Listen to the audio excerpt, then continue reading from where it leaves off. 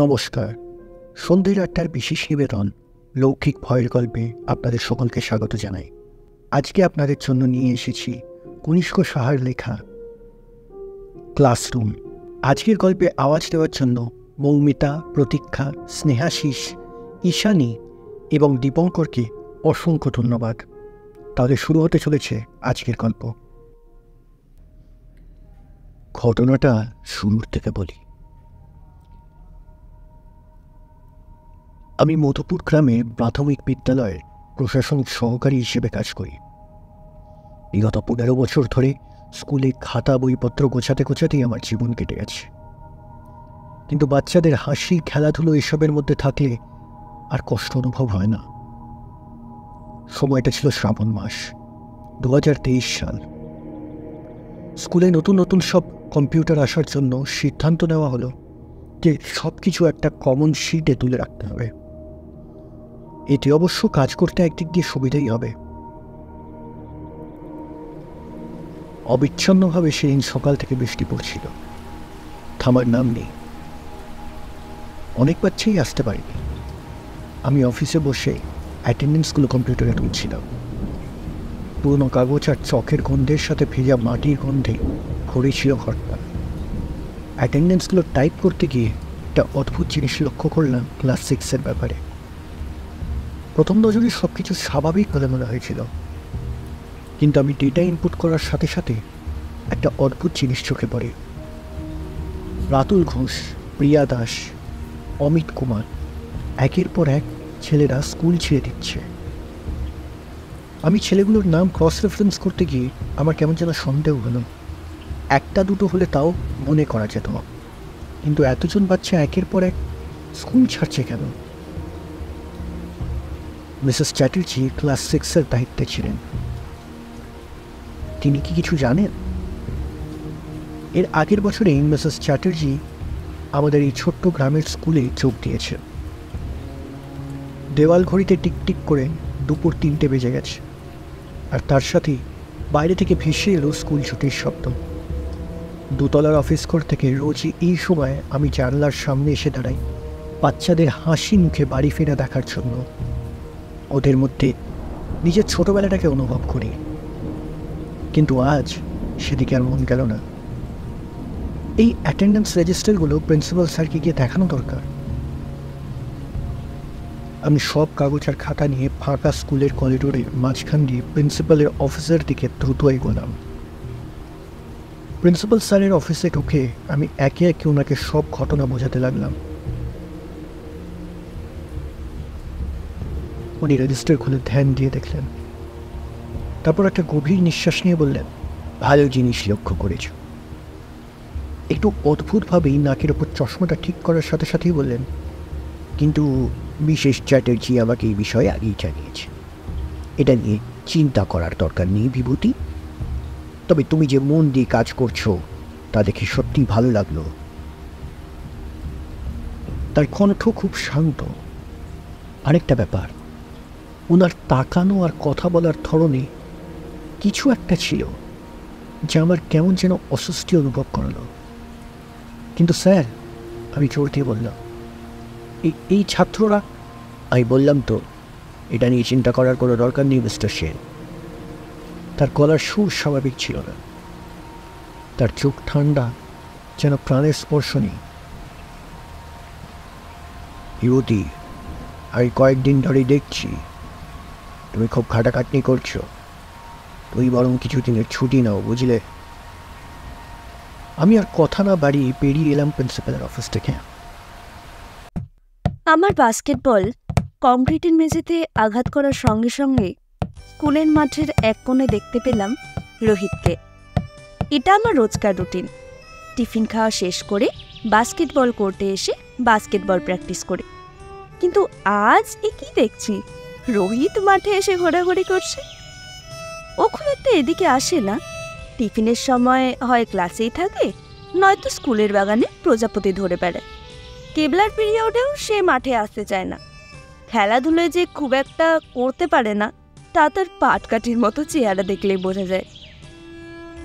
খেলাধুলোর প্রতি একটা আশ্চর্য ভীতি আছে ছেলেটার। আর তাই জন্যই ওকে বিরক্ত করতে হেব্বি লাগে। ক্লাস মনিটর হলেই ম্যাডামের কাছে গিয়ে ওর নালিশ করে দিই। কিছু না করলেও ওকে খেপিয়ে এই যে মজাটা পাই, সেটা অন্য কোনো ছেলেকে বিরক্ত করে পাই না।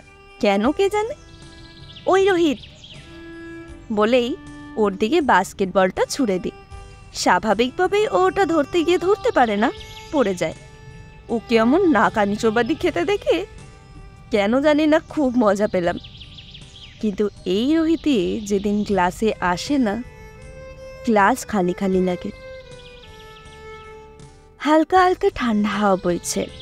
শেষ দুপুরের রোদ গাছের পাতায় পড়ে যেন এক মনোরম অনুভূতি তৈরি করেছে।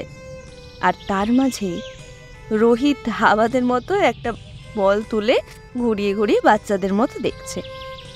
প্রিয়া, একটু আসবে?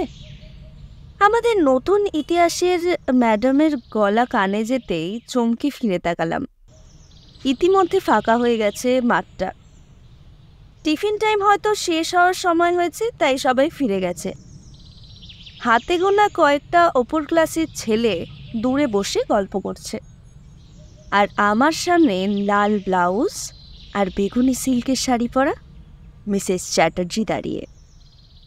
বয়স দেখে বোঝা যায় না, 30ও হতে পারে, আবার 40ও। মাথায় ঘাড় অবধি কাটা চুল, কটা চোখ আর গোলাপের পাপড়ির মতো ঠোঁট। গায়ের রং যেন দুধে আলতা।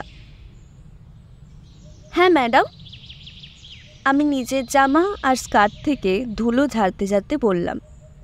আমি তোমার মার্কসগুলো দেখছিলাম। ম্যাডামের মুখে হালকা হাসি। এবার সামনেই হাফ ইয়ারলি পরীক্ষা আসছে, জানোই তো।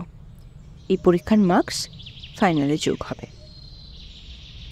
আর আমি চাই তুমি প্রত্যেকবারের মতো এবারও আমাদের স্কুল থেকে টপ করো। ক্লাসে তুমি ভালোই পারফর্ম করো। তাই আমি চাই তুমি আজ স্কুলের পর একবার আমার সাথে লিটারেচার রুমে এসো। তোমাকে কিছু এক্সট্রা নোট দেব, সেটা হয়তো তোমার পরীক্ষায় তোমার সাহায্য করতে পারবে। আমার মন লাফিয়ে উঠল, কারণ এমনিও পরের মাসে বাস্কেটবল খেলার জন্য পড়ার ক্ষতি হবে। এই মুহূর্তে যদি ম্যাডামের নোটসগুলো পাই তাহলে অনেক সুবিধা হবে। আর কে জানে, হয়তো ওখান থেকেই পরীক্ষার প্রশ্ন এলো।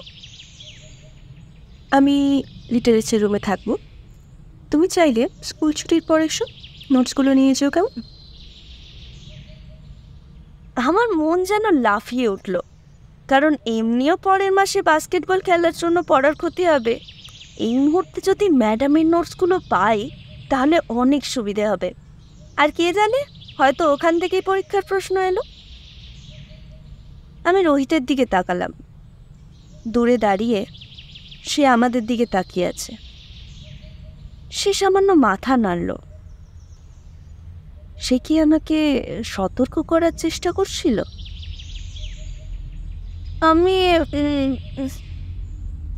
আমি বলতে শুরু করলাম, কিন্তু ম্যাডাম আমার কাঁধে হাত রাখলেন। তোমার উপর স্কুল এবং প্রিন্সিপাল স্যারের অনেক আশা আছে, জানো তো প্রিয়া। তুমি সেই আশা নিশ্চয়ই ভাঙতে চাইবে না, তাই না? তার কণ্ঠস্বর যেন অদ্ভুত শোনালো আমার, যেন অনেক দূর থেকে ভেসে আসছে আওয়াজটা। তোমার বাস্কেটবল খেলা মিস করে একটু পড়লেই এবার তুমি ফার্স্ট আসতে পারবে প্রিয়া। না হলে তোমার বান্ধবী সুদেশনা হয়তো ক্লাস টপ করবে। সুদেশনার নাম শুনে গা পিত্তি চলে গেল আমার। ক্লাসে সে সেকেন্ড আসে, সারাক্ষণই বইয়ের মধ্যে মুখ গুজে পড়ে থাকে সে। ও অহংকারী মেয়ে। সে যদি ফার্স্ট আসে তাহলে সেই নিয়ে চিরকাল নাকুচু করে ঘুরবেও আমার সামনে। না ম্যাম, আমি থাকবো। চমৎকার। ম্যাডামের মুখে একটা হাসি খেলে গেল। তাহলে স্কুল ছুটির পর চলে এসো, কেমন? দেরি করো না। সে চলে যাওয়ার পর রোহিত আমার দিকে এগিয়ে এলো। তার মুখ ফ্যাকাশে। প্রিয়া, সে ফিসফিস করে বলল, এই প্রিয়া, ম্যাডাম কি বলছিল রে? কেন রে, তোর তাতে কি? ভাগ এখান থেকে। আমি তাকে কাটিয়ে দিলাম, কিন্তু আমার কণ্ঠস্বর কিছুটা কেঁপে গেল। ম্যাডাম আমাকে এক্সট্রা নোটস দেবে বলেছে, বুঝলি? রোহিত যেন কিছু একটা বলতে চাইছে, কিন্তু বলতে পারছে না। আমি জোর করে মুখে হাসি টেনে এনে বললাম, কি ব্যাপার, আমার এত চিন্তা করছিস যে? ও কিছু না বলে মুখ ঘুরিয়ে চলে গেল। কিন্তু আমি যখন তাকে চলে যেতে দেখলাম, মনে হলো হুট করে যেন আমি একা হয়ে গেলাম। রোহিত আরেকটুক্ষণ থাকলে যেন ভালো হতো। স্কুলের ছুটির ঘন্টা বাজার সাথে সাথেই চারিদিক থেকে বাচ্চারা হুটোপুটি করে বেরোতে লাগলো। আমি বসে রইলাম। বাইরের হই হট্টগোল শান্ত হতে আমি ফাঁকা হলওয়ের মাঝ দিয়ে একটু একটু করে হেঁটে গেলাম লিটারেচারের রুমে। ম্যাডাম দরজার কাছে অপেক্ষা করছিলেন। তার পেছনে জানলা থেকে দুপুরের শেষ রোদ এসে ঘরে ঢুকেছে। একদম ঠিক সময় এসছো প্রিয়া। সে বলল, তার গলা যেন ভেসে আসছে দূর কোথা থেকে।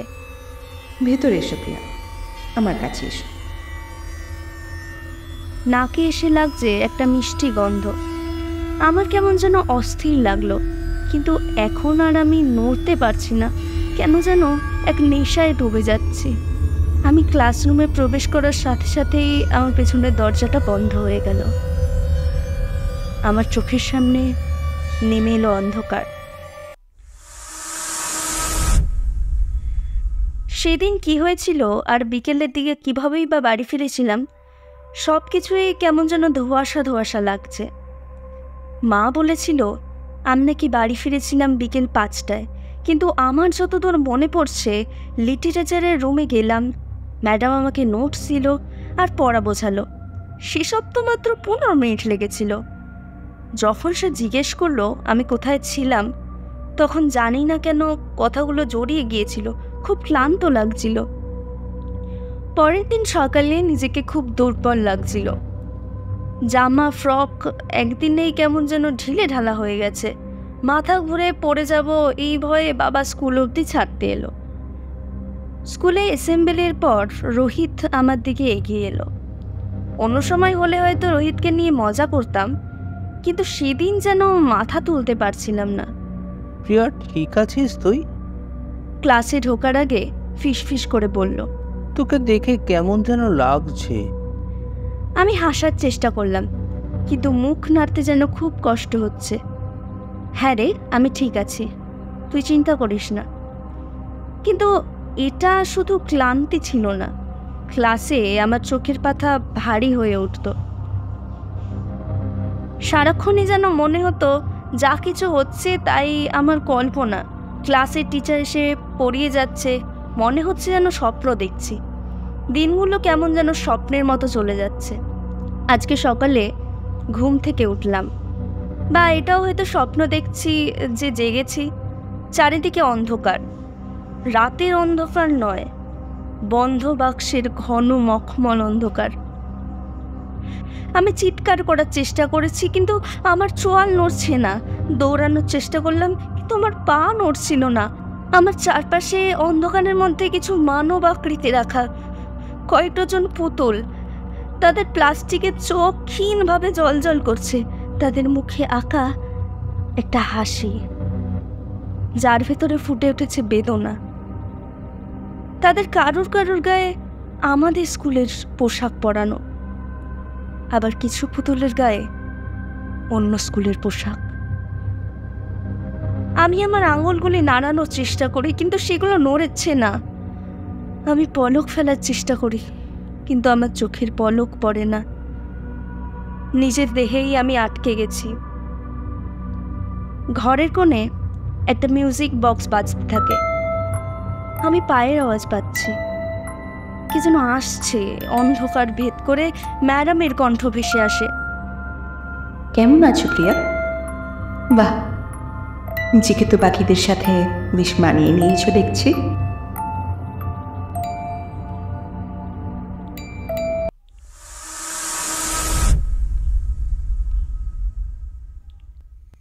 একটা সময় ছিল যখন রীতিমতো ওর জ্বালায় আমি ব্যতিব্যস্ত হয়েছিলাম।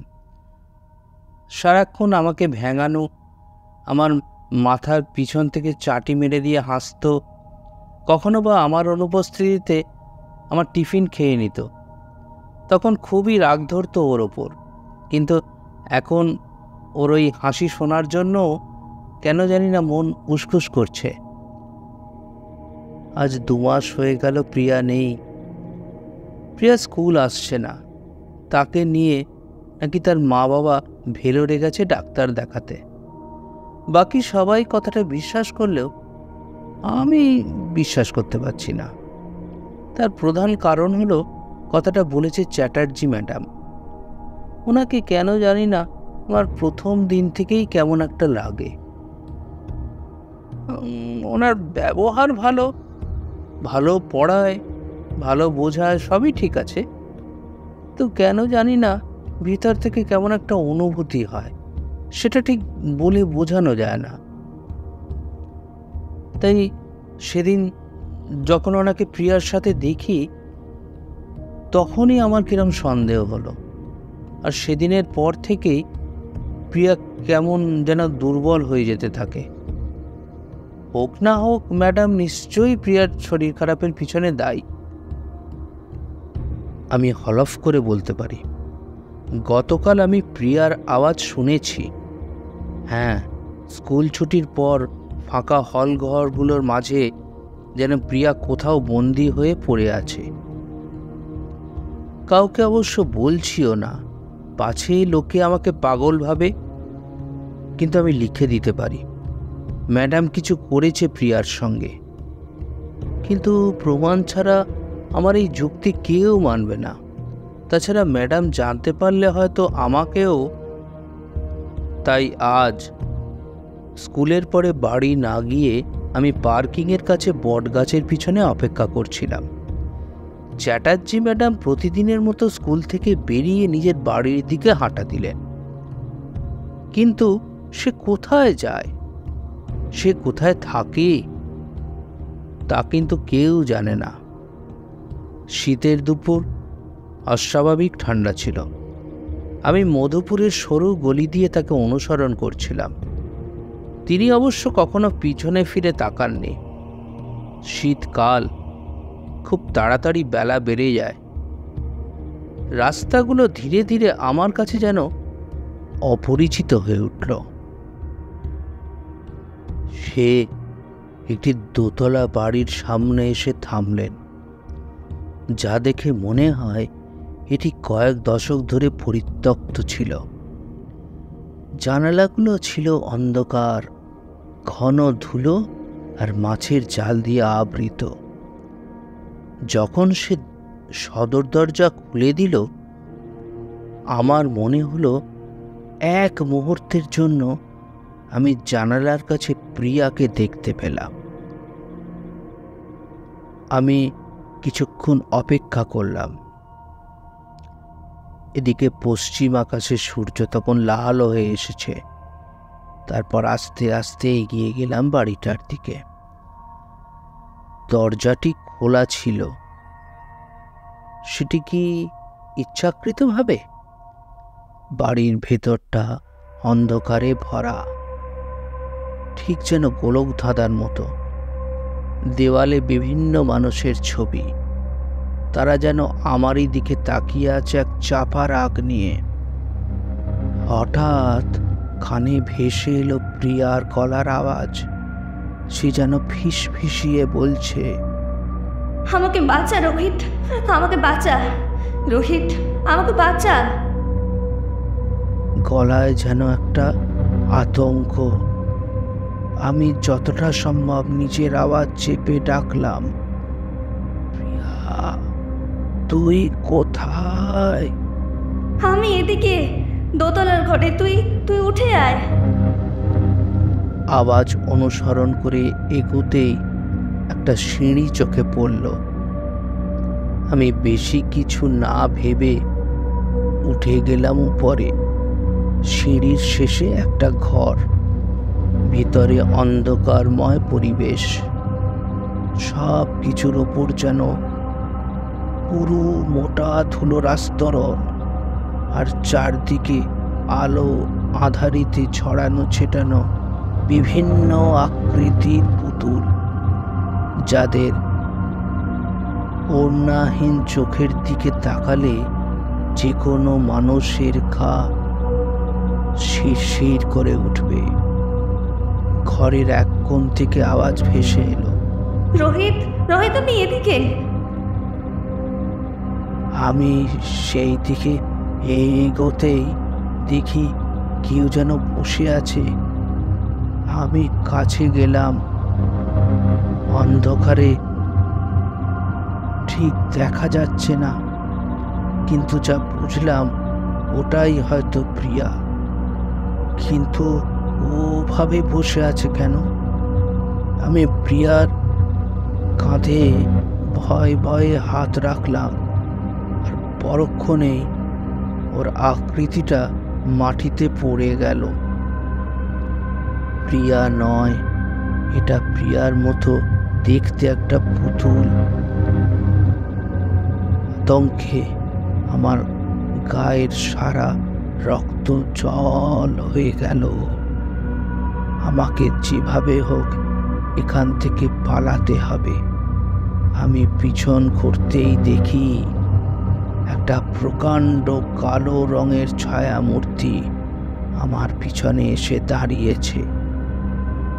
আমার কিছু বুঝে ওঠার আগেই ঝাঁপিয়ে পড়ল সেই অন্ধকার ছায়া মূর্তিটা আমার ওপর।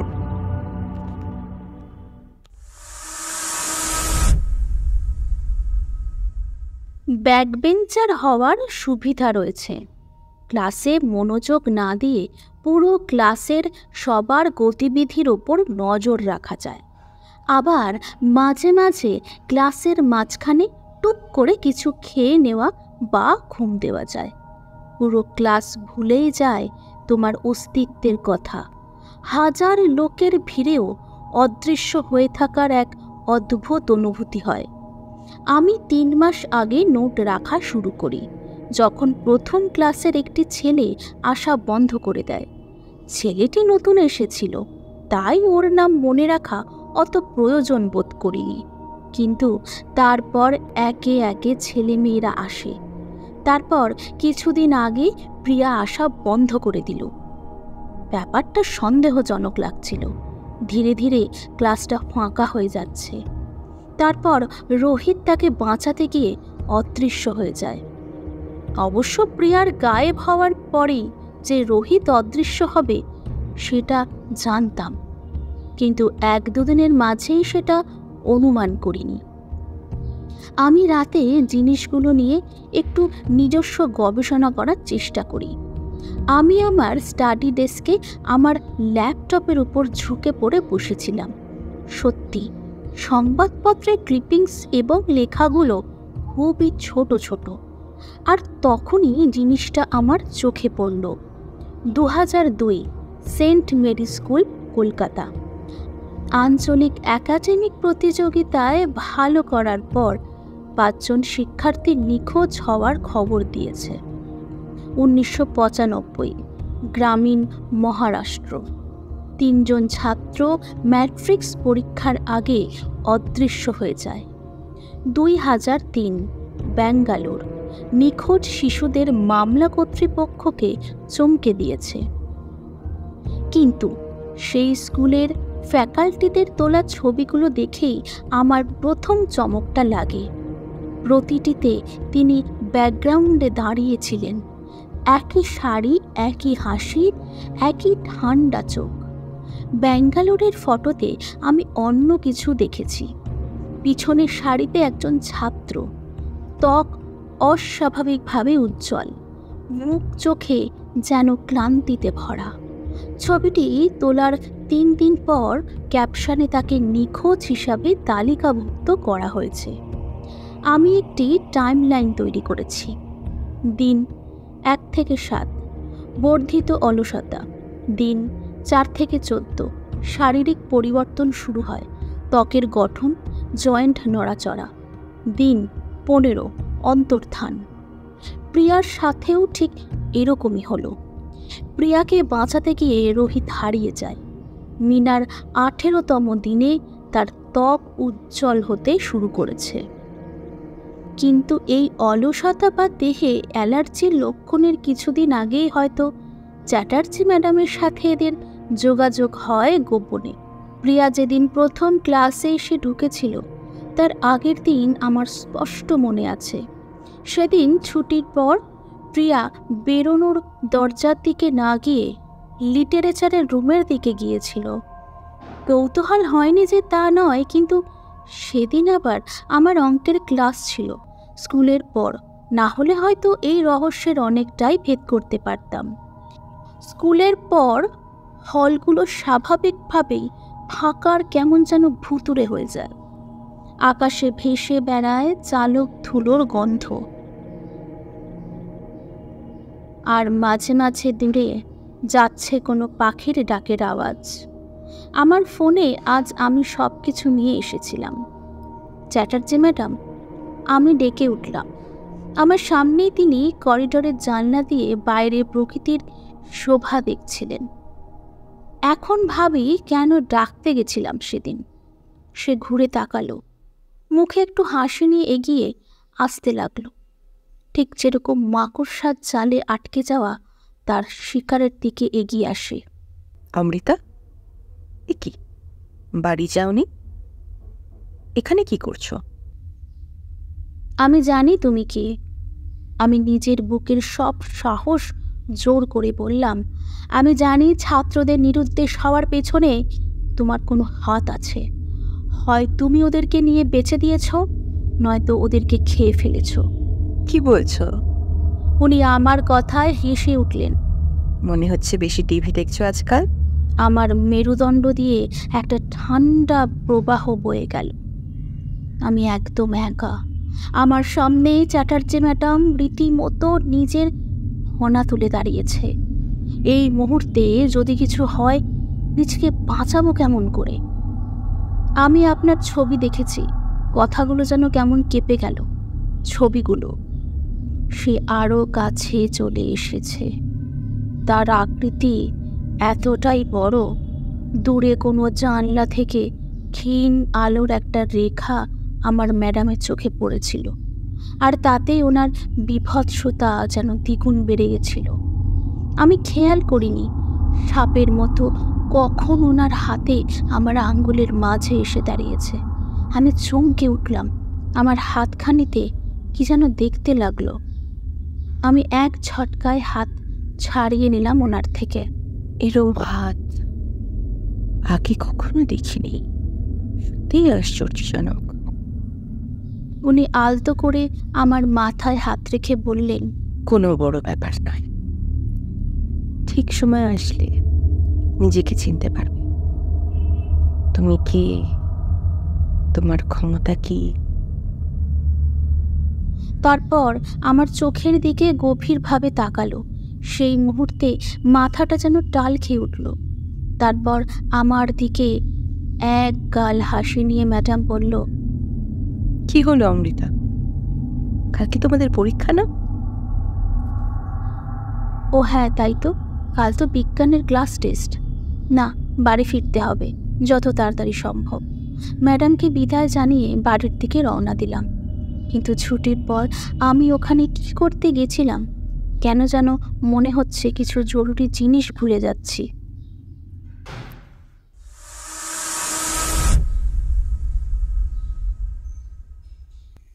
30 বছরের শিক্ষকতার ইতিহাস আমাকে বহু জিনিস শিখিয়েছিল, যার মধ্যে একটি হলো জীবনে ঝুঁকি না নিলে নতুন কিছু করা যায় না। কিন্তু এই জিনিসটাই আমার জন্য মারাত্মক হয়ে উঠল। গত 1 বছর ধরে মিসেস চ্যাটার্জির পাশের বাড়িতে থেকে কয়েকটা জিনিস লক্ষ্য করেছি। উনি বাড়ি প্রত্যেক দিন দেরি করে ফিরতেন। মধুপুরের মতো ছোট শহরে এত রাত অবধি কোথায় ঘুরে বেড়ান? সেরকম ঘোরার মতো তো কিছু নেই। একটা ছোট খাল আছে, তাও সেখানে রাতের বেলায় কেউ যায় না। বাজার ঘাটও 7টার পর বন্ধ হয়ে যায়। আর মাঝে মাঝে রাত্রিবেলা মনে হয় যেন ওদিক থেকে ভেসে আসছে বাচ্চাদের কান্নার আর চিৎকারের শব্দ। আমার শোনার ভুল হতে পারে, বা কোনো রাতচরা পাখিও হতে পারে। সেদিন আর নিজের কৌতূহল দমন করতে পারলাম না। নভেম্বরের হালকা ঠান্ডা পড়েছিল, তার জন্য 2-1 গ্লাস গলায় ঢেলেছিলাম বলেই হয়তো সোজা চলে গেলাম মিসেস চ্যাটার্জির বাড়ির সামনে। ভেতরে আলো জ্বলছিল। পরক্ষণেই ভাবলাম, এ আমি কি করছি? মদ্যপ অবস্থায় একজন মহিলার বাড়িতে এত রাতে যাচ্ছি, লোকে কি বলবে? উনি দরজা খুললে আমি কি উত্তর দেব? মুখ খুললেই তো মদের গন্ধ বেরোবে। উনি যদি আমায় ভুলভাল বলে তাড়িয়ে দেয়, তাহলে তো খুবই বাজে অবস্থা হবে। যদি গিয়ে প্রিন্সিপালকে নালিশ করে দেয়। আমি ফিরে আসবো কিনা ভাবছি, তখনই দরজাটা খুলে গেল। আমার সামনে দাঁড়িয়ে মিসেস চ্যাটার্জি। গায়ে কালো রঙের শাড়ি, লাল ব্লাউজ, মাথায় হালকা কাঁচা পাকা চুল, কিন্তু দেহে কি অসীম লাবণ্য। মনে হচ্ছে যেন স্বর্গের কোনো অপ্সরা বা দেবী এসে সামনে দাঁড়িয়েছে আমার। আমি তো হা হয়ে তাকিয়ে রইলাম। এ কি রঘুনাথ বাবু? তিনি আমার দিকে তাকিয়ে কেমন যেন মায়াবী কণ্ঠে বললেন, ভিতরে আসুন। এরম শীতের রাতে বাইরে দাঁড়িয়ে। আমি যেন মন্ত্রমুগ্ধের মতো ওনার বাড়ি ঢুকে গেলাম। বেশ সাজানো গোছানো, আলো ঝলমলে ভেতরটা, কিন্তু তাও ভেতরে ঢুকতেই মাথাটা কেমন যেন ভার ভার লাগলো। মিসেস চ্যাটার্জি রান্নাঘর থেকে 2টো চায়ের কাপ আনতে বললেন। তা বলুন, এত রাতে এখানে কিছু দরকার ছিল? আমার যেন কথা জড়িয়ে যাচ্ছে। সে অবস্থাতেই বললাম, আসলে আপনাদের এখান থেকে বাচ্চাদের কান্না শুনতে পেলাম। মিসেস চ্যাটার্জি আমার হাতে চাটা দিয়ে বললেন, খেয়ে নিন, বাইরে শীত পড়ছে, এখন ওয়েদার চেঞ্জ হওয়ার সময়, ঠান্ডা লেগে যেতে পারে। আপনি এই চাটা খান, আপনার ভালো লাগবে। চায়ের থেকে এরম সুগন্ধি এর আগে কখনো শুঁকিনি। মনে হলো যেন গোলাপ আর বিভিন্ন ফুলের সুগন্ধ মেশানো রয়েছে। নিজেকে আটকাতে পারলাম না, ধোয়া ওঠা চায়ের কাপে চুমুক দিতে শুরু করলাম। এক নিঃশ্বাসে সেই চাটা শেষ করলাম। মাথাটা কেমন যেন ধরেছিল। মিসেস চ্যাটার্জি বললেন, এবার বলুন, কি আওয়াজ নিয়ে বলছিলেন? কিন্তু আমার তো কিছু মনেই পড়ছে না। আমি এখানে এসেছিলাম কেন? খুব ক্লান্ত লাগছিল। কেন এলাম, কি করতে এলাম, কিছুই তো আর মনে পড়ছে না। আমি আমতা আমতা করে বললাম, আমার যাওয়া উচিত, অনেক রাত হয়েছে, কাল আবার স্কুল আছে, আমি বরং যাই। এরপর আমার আর কিছু মনেই নেই। হ্যাঁ, বাড়ি তো ফিরেই ছিলাম, না হলে সকালে নিজের বিছানা থেকে উঠলাম কি করে? পরের দিন থেকে আবার ক্লাস, বাচ্চাদের পড়ানো, খাতা চেক করা। মিসেস চ্যাটার্জি আজ সন্ধেবেলায় আবার খাবার দাওয়ার জন্য নিমন্ত্রণ করেছেন। খুব ভালো মনের মহিলা। এর আগের বার ওরম অসভ্যদের মতো মাঝরাতে ওনাকে করে বিরক্ত করা আমার উচিত হয়নি। এবার গিফট নিয়ে যাব।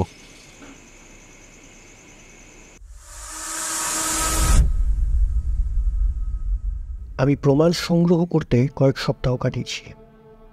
কয়েক দশক ধরে বাচ্চাদের নিরুদ্দেশ হয়ে যাওয়ার রেকর্ড, সংবাদপত্রের ক্লিপিং, বিভিন্ন স্কুলের ছবি। আমার প্রথম দিক থেকেই কেমন যেন খটকা লাগছিল। বিকেল 4টের সময় টিচার আর বাকিদের একটা ছোট্ট বৈঠক হওয়ার কথা ছিল। 4:05 নাগাদ আমি কনফারেন্স রুমে ঢুকে গিয়েছিলাম। কাঠের টেবিলের ওপর নিজের খুঁজে পাওয়া ছবিগুলো সাজিয়ে সাজিয়ে রাখছিলাম। ছবিগুলোকে সাজানোর সময় আমার হাত কাঁপছিল।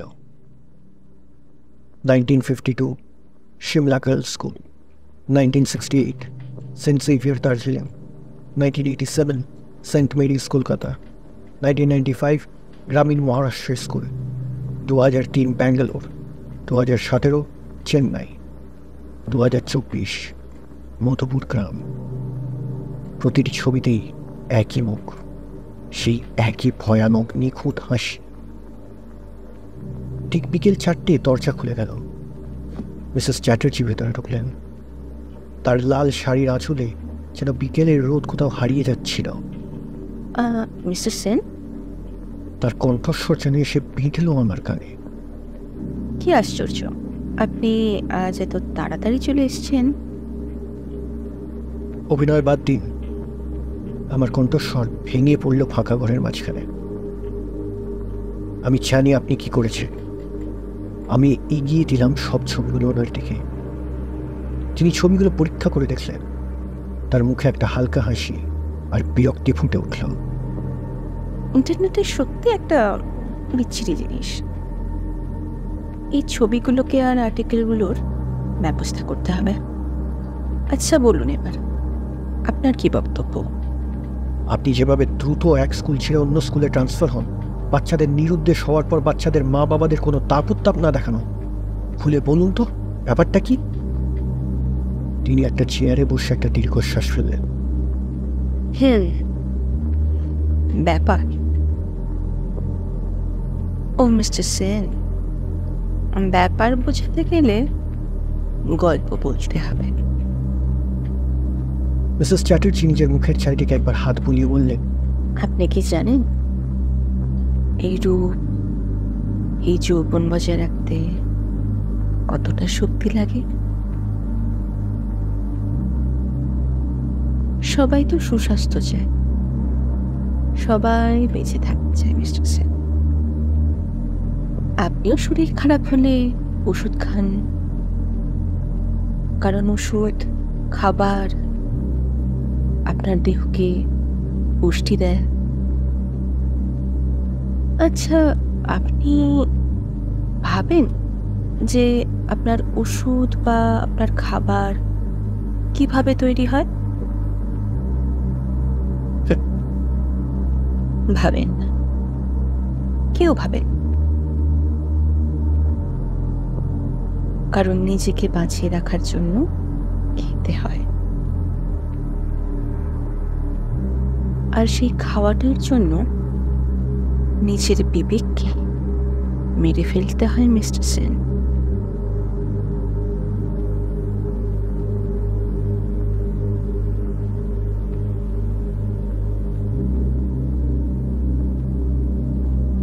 হুট করে যদি আপনার এই অনুভূতিটা হয় যে আপনি যে গাছপালাগুলোর থেকে ফল ছিঁড়ে খাচ্ছেন তাদের কষ্ট হয়, পারবেন? আপনি পারবেন আর ওদের খেতে? পারবেন। আপনিও খাবার টেবিলে বসে নিজের মনকে বুঝিয়ে দেন যে গাছপালার কোনো কষ্ট হয় না। একটা দীর্ঘশ্বাস নিয়ে তিনি আবার বলা শুরু করলেন, সেরমই আমার নিজের দেহের খেয়াল রাখতে হয়। নিজেকে সুন্দর বানিয়ে রাখার জন্য প্রাণ শক্তি বা জীবনী শক্তি থাকে, যা আমার আপনার সবার মধ্যে আছে, কিন্তু হাতে গোনা কয়েকজন তা ধরে রাখতে পারে। আর যারা পারে না, তারা বাকি 10টা মানুষের মতো দিন দিন নিজের দেহকে ক্ষয় হতে দেখে। আমিও দেখেছিলাম ধীরে ধীরে নিজের শরীরকে নষ্ট হতে, হাল ছেড়ে দিয়েছিলাম সেই মরণ রোগেরা। কিন্তু তখনই এক বয়স্ক মহিলা আমার জীবনে এলো। সে আমাকে সুস্থ করে তুলল, শুধু শুধু একটা শিকড়ের রস খাই। যা ডাক্তারি জ্ঞান পারল না, সেটা বাংলার আদিম ডাইনি বিদ্যা পেতে গেল। আমি ওনার থেকেই সেই বিদ্যা আয়ত্ত করতে থাকলাম। ওনার পুঁথিতেই লেখা ছিল চির যৌবনের গোপন রহস্য। ওনার কাছ থেকে সেই পুঁথি চুরি করে বাড়ি আসি। তারপর সেই ক্ষমতা দিয়ে নিজের যৌবন আর রূপ ধরে রাখার জন্য সামনের মানুষের প্রাণ শক্তি সুস্থে শুরু করি। কিন্তু কি জানেন, যত মানুষের বয়স বাড়ে তাদের প্রাণ শক্তি কমে যায় তত। তাই আমার খারাপ লাগলেও নিজের বিবেককে কোনায় রেখে এই কাজটা করতে হয়। এসব কি বলছেন মিসেস চ্যাটার্জি? হয় আমার হাত পা কেঁপে যাচ্ছে। এবং জানেন, বাচ্চাদের মধ্যে সব থেকে বেশি প্রাণশক্তি থাকে। তাদেরকে ভুলিয়ে ভালিয়ে নিজের কাছে নিয়ে যাব অতটা মুশকিল নয়, কিন্তু প্রাণ শক্তি চলে যাওয়ার পর তারা কেন জানি না নির্জীব পুতুলে পরিণত হয়। পুতুল? একদম। তিনি আমার কাছাকাছি চলে এলেন। গোলাপ এবং আতরের কণ্ঠে বাতাস যেন ঘন হয়ে আসছে। তারা চিরকালের জন্য পুতুল হয়ে থাকে আমার সাথে। আমি পিছিয়ে গেলাম, কিন্তু আমার পা ভারী লাগছিল। আমি সবাইকে জানিয়ে দেব, আপনার এই কাজ বেশি দিন চলবে না। তাই নাকি? তিনি আবার হেসে উঠলেন। ও মিস্টার বিভূতি, পিছনে তাকাও একবার। আমি ঘুরলাম। প্রিন্সিপাল ব্যানার্জি দরজায় এসে দাঁড়িয়েছেন। তার মুখে ভাবলেশের চিহ্ন মাত্র নেই। তার পেছনে মিস্টার দত্তের মুখও একই রকম শূন্য, অভিব্যক্তিহীন। আসলে কি জানেন, মিসেস চ্যাটার্জি বললেন, পুরুষ মানুষদের সংগ্রহ করা খুব সহজ, আলাদা করে সম্মোহন করতে লাগে। একটু হেসে দিলেই গলে যায়। যদিও এদের জন্য আলাদা করে নিজের শিকড় গলা ছায়া খাওয়াতে হয়েছে আমাকে, যাতে বসে থাকে।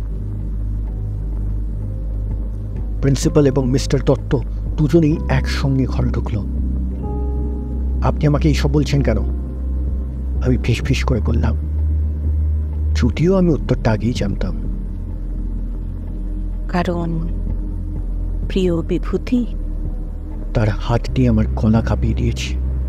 বরফ ঠান্ডা আর কাঁচের মতো মসৃণ। আপনি জানতে চেয়েছিলেন, আর মৃত্যু পথযাত্রীর শেষ ইচ্ছে পূরণ করতে হয়। প্রিন্সিপাল ব্যানার্জির হাত আমার পা কাঁধে চেপে ধরল। আমি ছাড়ানোর খুব চেষ্টা করলাম, কিন্তু তখনই মাথার পিছনে কেউ যেন ভারী কিছু দিয়ে আঘাত করল। আমার চোখের সামনে অন্ধকার হয়ে গেল। কতক্ষণ অচেতন ছিলাম মনে নেই। চোখ যখন খুললাম, তখন এক অন্ধকার ঘরে বন্দি। একটা ভ্যাপসা গন্ধ নাকে এসে লাগলো। সোজা হয়ে উঠে দাঁড়াতে গিয়ে বুঝলাম আমার হাত পা বাঁধা। আমার কবজি আর গোড়ালি ভালোই শক্ত করে বাঁধা। নিজের আশেপাশের অন্ধকারে কেমন যেন সব ছায়া ছায়া মূর্তি দেখতে পেলাম। মনে হলো যেন প্রচুর বাচ্চা আমাকে ঘিরে বসে আছে। অন্ধকারে একটু চোখ সই আসতেই আমি যা দেখলাম তাতে আমার হাড় হিম হয়ে গেল। যাদেরকে আমি এতক্ষণ ছোট ছোট বাচ্চা ভাবছিলাম, তারা সবাই ছোট ছোট পুতুল। আমাকে ঘিরে বসে আছে হাজার হাজার বাচ্চাদের পুতুল। তাদের জীবন্ত চোখ যেন আমার দিকেই তাকিয়ে আছে। অন্ধকারে তাদের দিকে বেশিক্ষণ তাকালে যেন মানুষের রক্ত জল হয়ে যাবে।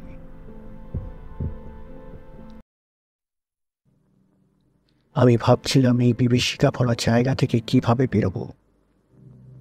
তখনই দরজা খুলে কেউ যেন ভেতরে ঢুকে। রঘুনাথ দত্ত একটি ঘন গাঢ় তরল ভরা একটা কাঁচের কাপ, ধরে রেখেছে, যার থেকে ভেসে আসছে একটা লোহার গন্ধ। সে ধীরে ধীরে এগিয়ে আসছে আমার দিকে যন্ত্রচালিতভাবে। এটা খাও। সে ফিস করে বলল, তার কণ্ঠে আবেগ নেই। সে কাপটা আমার ঠোঁটে চেপে আমার মুখের দিকে কাত করে। দুর্গন্ধ অপ্রতিরোধ্য। আমি নিজের মুখ বন্ধ করিনি। মিস্টার দত্তের মুঠো শক্ত হয়ে যায়। আমি অনুভব করি যে কাপের ঠান্ডা প্রান্তটি আরও জোরে চেপেছে সে আমার মুখের ওপর। আমি আমার মধ্যে অবশিষ্ট শক্তি প্রতিটি কণা দিয়ে আমার মাথাটি পাশের দিকে ঝাঁকুনি দিই, যার ফলে কাঠটি তার হাত থেকে পিছলে যায়। তরল ছিটকে পড়ে আমাদের চারপাশে পুতুলের ওপর। আর পর মুহূর্তেই মিস্টার দত্তের পা পিছলে যায়। সে হোঁচট খেয়ে মাটিতে পড়ে যায়। একটি সেলফের কিনারায় তার মাথাটায় আঘাত লাগে। আর পর মুহূর্তেই সেলফ আর কিছু পুতুল এসে পড়ে ওর ওপর। আমার বুকে তখন দামামা বাজছে। আমি যত তাড়াতাড়ি সম্ভব মেঝের থেকে ভাঙা কাঁচের টুকরো নিয়ে নিজের হাতের বন্ধন কাটা আরম্ভ করলাম। বেশি সময় লাগলো না নিজেকে মুক্ত করতে। আমি যখন অন্ধকার ঘরের মধ্যে রাস্তা খুঁজছি বেরোনো, ঠিক তখনই বাইরের হলওয়েতে পায়ের শব্দ শুনতে পাই। আমার শিরদাঁড়া দিয়ে একটা ঠান্ডা বাতাস বয়ে যায়। মিসেস চ্যাটার্জি। আমি দেওয়ালের সাথে নিজেকে চাপ দিয়ে দম আটকে রাখি। দরজার বাইরের পদধ্বনি থামল। আমি তার শ্বাস প্রশ্বাস শুনতে পাচ্ছি, যেন শিকার ধরার আগের কোনো সাপের ফোঁসফোঁসা নেই। দরজা খুলে যায়। ঘরে ঢুকেই ওনার চোখ আমার ওপর এসে পড়ল। আর পরক্ষণেই চমকে উঠল, যেন সে আশা করে নিয়ে মুগ্ধ হব। মিসেস সেন। সে নিজেকে যতটা সম্ভব শান্ত করে নিয়ে বলল, আশা করি আপনার ঘুম ভালো হয়েছে। আমি কোনো উত্তর দিলাম না। আমি তখন হাতের কাছে একটা লোহার ভারী ফুলদানি দেখতে পাই। পরক্ষণেই সেটাকে নিয়ে ছুঁড়ে দিই ওটাকে মিসেস চ্যাটার্জিকে নিক্ষেপ করে। তিনি খুব সহজেই সেটাকে পাশ কাটিয়ে ঝাঁপিয়ে পড়ল আমার ওপর। বন্য ক্ষিপ্ততার সাথে তিনি আমার হাত চেপে ধরলেন। আমি কিছু না ভেবে নিজের হাত মুঠো করে চালিয়ে দিলাম ওনার মুখে। সেটা ভালোই ছুড়ে লেগেছিল। উনি দুপা পিছিয়ে গিয়ে রাগে করছে উঠলেন। হিংস্র রাগ মেশানো কণ্ঠ বেরিয়ে এলো ওনার গলা থেকে। হরামি মিশি, তোর মনে হয় তুই আমাকে মারতে পারবি? হাজার হাজার বছর ধরে বেঁচে আছি আমি। আমি বুঝতে পারলাম না কি করবো। দৌড়ে বেরিয়ে এলাম সেই ঘর থেকে। কিন্তু বাইরে যাওয়ার রাস্তা কোথায়? পিছন থেকে ধেয়ে আসছে মূর্তিমান বিভীষিকা। আমি কি করব বুঝতে পারলাম না। পাশেই দেখলাম রান্নাঘর। উপায় না দেখে সেখানেই ঢুকে গেলাম। দরজা বন্ধ করতে যাব, তারপরেই এক ধাক্কায় আমি ছিটকে পড়ে গেলাম। মাথায় কিছু একটা এসে লাগলো। অজ্ঞান হওয়ার আগে শুধু মনে আছে নাকে এসে গ্যাসের গন্ধ লাগলো। আর সামনে দাঁড়িয়েছিল মিসেস চ্যাটার্জি। এই অবধি বলে থামলেন বিভূতিশন। সামনে বসে থাকা পুলিশ অফিসার বলল, তার মানে আপনি বলছেন যে মিসেস চ্যাটার্জির বাড়িতে আগুন আপনি লাগাননি? এক রাশ ক্লান্তি নিয়ে বিভূতিশন বলল, আমি আর কিভাবে আপনাকে বললে আপনি বুঝবেন? পুলিশ অফিসারটি একটু ভেবে বলল, আপনি কি নেশা বা সে জাতীয় কিছু খান? বিভূতিশন যেন কেমন একটা বিরক্তি ভরে তাকিয়ে বলল, আপনি বিশ্বাস করছেন না তাই তো? পুলিশ অফিসার, আপনিও বলুন, বিশ্বাস করাটা কি সম্ভব? আপনি চাইলে আমার বাড়িতে যান। সেখানে মিসেস চ্যাটার্জির সব পুরনো ছবি আছে। আমি সব প্রমাণ জড়া করে রেখেছি। আমরা আগেই আপনার বাড়ি দেখেছি, সেখানে তেমন কিছু পাইনি। তবু আপনি যখন বলছেন আরেকবার দেখবো। বিভূতির মুখে বিষণ্ণতার ছাপ ফুটে উঠল। মিসেস চ্যাটার্জির আগুনে পোড়া দোতলা বাড়িটা ইদানিং আশেপাশের মানুষের জন্য ভয় ও ভীতির কারণ হয়ে দাঁড়িয়েছে। 1 মাস আগে ঘটে যাওয়া অগ্নিকাণ্ডে মিসেস চ্যাটার্জির বাড়ি সম্পূর্ণ নষ্ট হয়ে যায়। তার সাথেই মিসেস চ্যাটার্জি এবং ওনার অফিস কলিগ মিস্টার দত্তের ঝলসে যাওয়া মৃতদেহ উদ্ধার হয় বাড়ির ভেতর থেকে। এছাড়াও পুলিশ খুঁজে পায় একাধিক কাঠের পুতুলের পুড়ে যাওয়া অংশ। কিন্তু আশ্চর্যজনকভাবে সেই আগুনে বিভূতিশনের কিছু হয়নি। ওনাকেও ওই বাড়িতেই পাওয়া গেছিল। ওনাকে ধরে নিয়ে যায় পুলিশ অগ্নিকাণ্ডের অভিযুক্ত হিসেবে। এরপর থেকেই লোকেদের মনে বাড়িটার প্রতি একটা ভয় জন্মায়। মানুষ খুব একটা ওই বাড়ির ধারে কাছে ঘেঁষে না। কিন্তু অমৃতা সবার থেকে লুকিয়ে এগিয়ে গেল সেই বাড়ির দিকে। মিসেস চ্যাটার্জির সাথে সেদিন দেখা হওয়ার পর থেকে অমৃতার মধ্যে একটা তুমুল পরিবর্তন ঘটেছিল। যদিও ওর কিছু মনে নেই যে ওদের মাঝে কি কথা হয়েছিল, কিন্তু সেদিনের পর থেকে অমৃতার মধ্যে যেন কিছু একটা পাল্টে গেল। যেই অমৃতা সারাক্ষণ ইন্টারনেটে রিল দেখে দেখে সময় নষ্ট করত, সেই অমৃতাই এখন রাত দিন শুধু কালো জাদু, তন্ত্র এসব নিয়ে খোঁজখবর নেওয়া শুরু করে। রাতে কেউ বাড়িতে না থাকলে অনেক সময় নিজের ঘরে বসে বসে প্ল্যান চেট করারও চেষ্টা করে। হুট করে অলৌকিক জগতের প্রতি এই ঝোঁকটা কোথা থেকে এলো এটা ওর মনে নেই। বড় বাড়ির ভেতর ঢুকেই প্রথমেই যে জিনিসটা তার চোখে পড়ল ওটা হলো মেঝের ওপর পড়ে আছে একটা আধপোড়া বই। অমৃতা সেই বইটা ধরতেই তার চোখ জ্বলে উঠল একটা অমানসিক সবুজ আলোয়।